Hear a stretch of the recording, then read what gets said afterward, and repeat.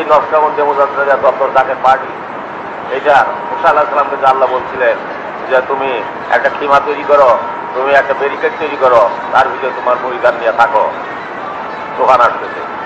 তিনি বিশাল করে একটা খিমা তৈরি করলেন, বিশাল করে এক ব্যারিকেড তৈরি করলেন। তৈরি করিয়া তিনি তার সমস্ত জিনিসপত্র পরিধান নিয়ে, তার উম্মত নিয়ে সেই ব্যারিকেডের ভিতরে রয়ে গেলেন, সেই খিমার ভিতরে রয়ে গেলেন।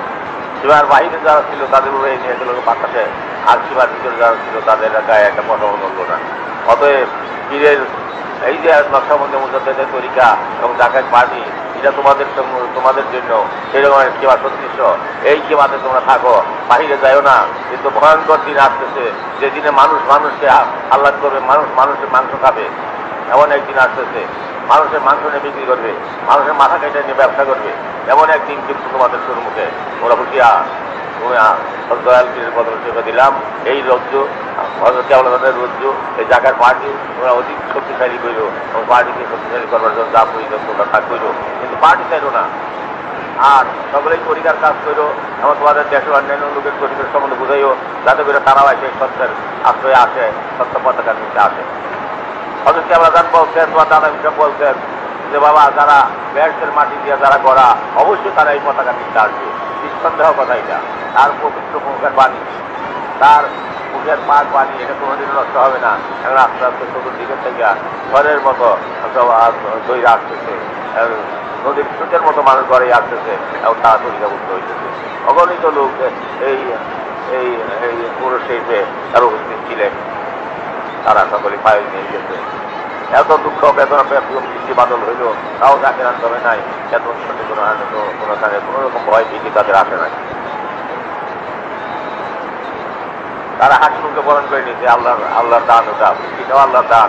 আর রোষের সঙ্গে বৃষ্টি থাকে। এখন তোমাদেরকে বাবা আমি আল্লাহ হিসেবে দিলাম, যাও বাচ্চাটা শান্তিটাকে মাঝে মাঝে গাইছো। আজ ভিজা মাটির ভিতরে করে আল্লাহ থেকে আপনারা করে গেলেন, এর জন্য আল্লাহ দয়া করে আপনার সমস্ত গুণাঘাত মাফ করে দিবেন। আর আল্লাহ জন্য বলেন না, তরিকতের কাজ ঠিক মতো করবেন, আর ভাই ভাই ঐক্যবদ্ধ শক্তি নিয়ে থাকবেন।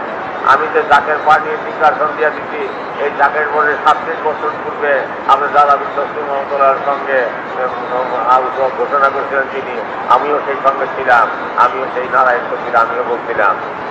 তাই 37 বছর পরে দুনিয়ার পরিস্থিতি অনুসারে একটা দুইটা শুভলগ্ন ছিল, যে শুভলগ্ন রাসূলের পাক জন্মলগ্ন আর হযরত কেবল আপনার জন্মলগ্ন একই সময় পেয়ে গেল শনিবার দিন ভোরবেলা।